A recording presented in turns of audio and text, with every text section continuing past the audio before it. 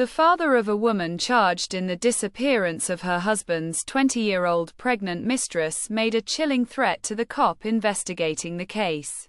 Officer Peter Sestar, a lieutenant with the Horry County Police Department in South Carolina, reveals how William Kazan, the father of Tammy Mora, had a disturbing exchange with him as he quizzed Kazan about Heather Elvis's disappearance.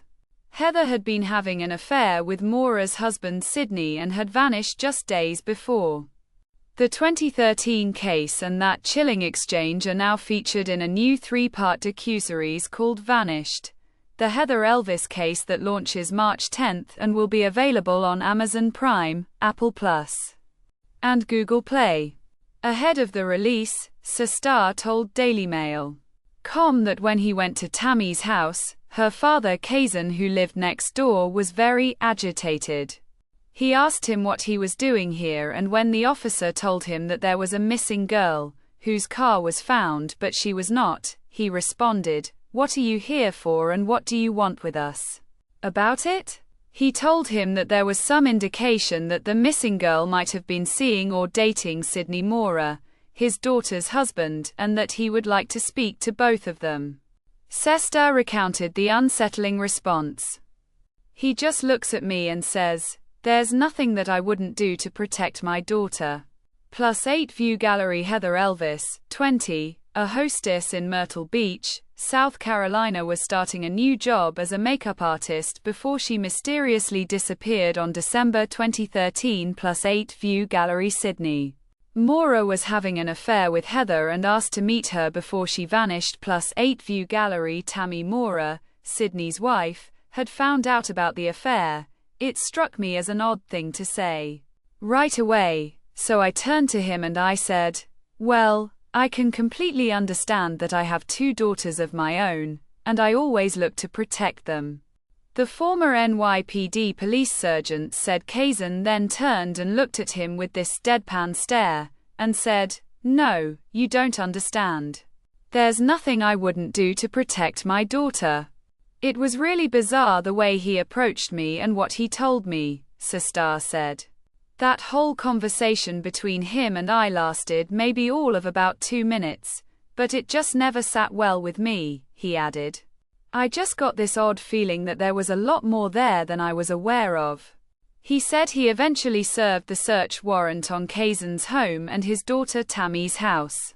He recalled him being very argumentative and objected to them being there.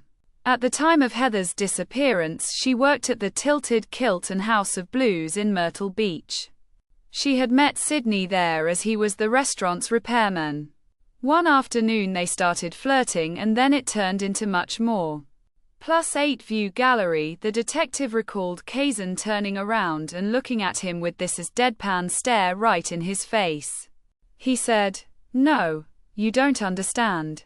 There's nothing I wouldn't do to protect my daughter." Above actors reenact the moment for the new docuseries Plus 8 View Gallery. William Kazan, Tammy's father, appears agitated when he is approached by Sestar. The actors in the docuseries are seen above. Peter Sestar worked on the Heather Elvis case and speaks in the new documentary.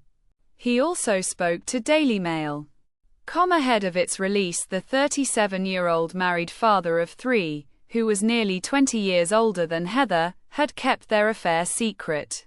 In September, only months after they had been together, Sidney's wife Tammy found out about it. Enraged, she made Sidney end the relationship, and reportedly went to great lengths to ensure he would be loyal to her.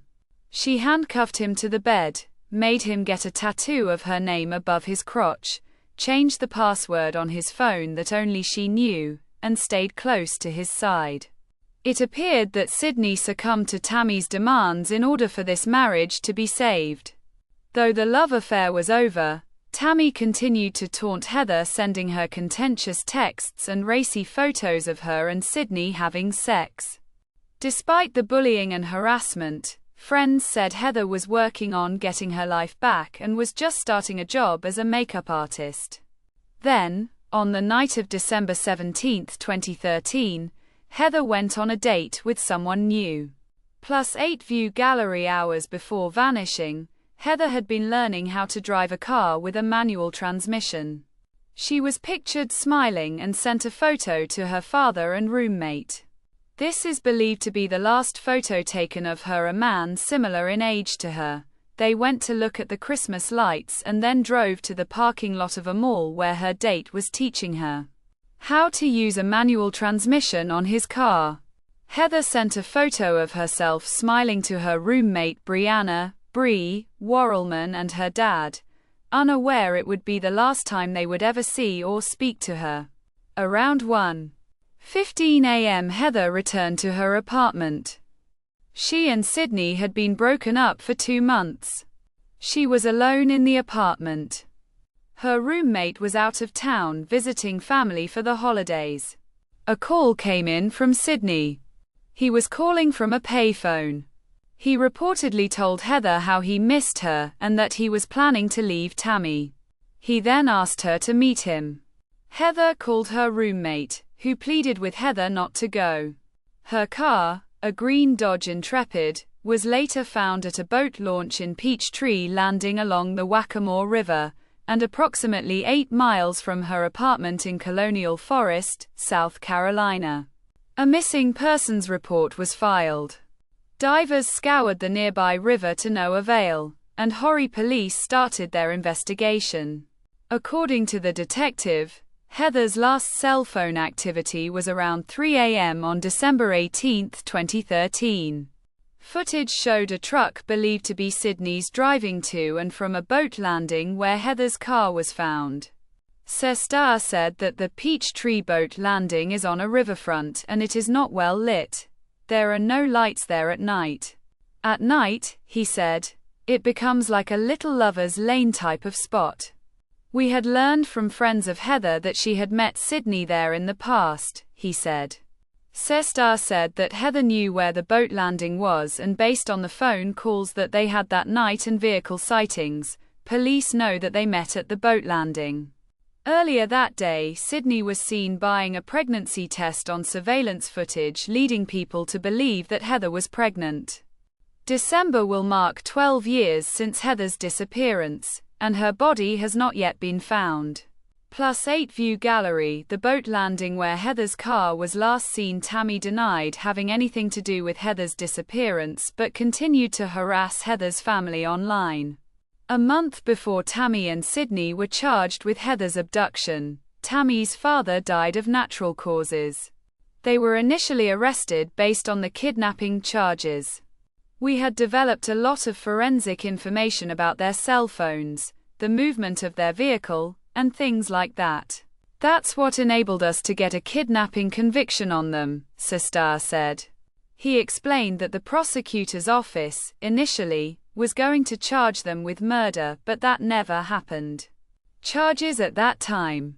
After his interaction with Tammy's father that day when he refused to talk, Sestar told Daily Mail.com that he felt like he was either involved or he knows exactly what happened, but said, unfortunately, he was never able to get to the bottom of that statement from him. It always bothered me. I always felt like, okay, could he be involved? The couple were sentenced to 30 years in prison for abduction, but not charged with murder since no body was ever found. In late 2024, Tammy had her appeal overturned. Her projected release date is May 9, 2043, and Sydney's is March 31, 2044, as per the Department of Corrections. +8 View Gallery. Tammy Mora enters the court for a hearing at the Horry County Courthouse in Conway, South Carolina on March 17, 2014. Michael Bayer, the director, producer of the docuseries, told Daily Mail.com that he chose Heather's story to focus on because of the online harassment Heather's family and those involved had to endure. It wasn't a normal case where the perpetrator just sat there and remained silent while they are being prosecuted or looking for the victim. Tammy was out there writing a smear campaign, starting conspiracy theories, threats, all these things, he said. The Elvis family is hoping that with renewed public engagement thanks to the launch of the documentary that they can find their daughter's remains.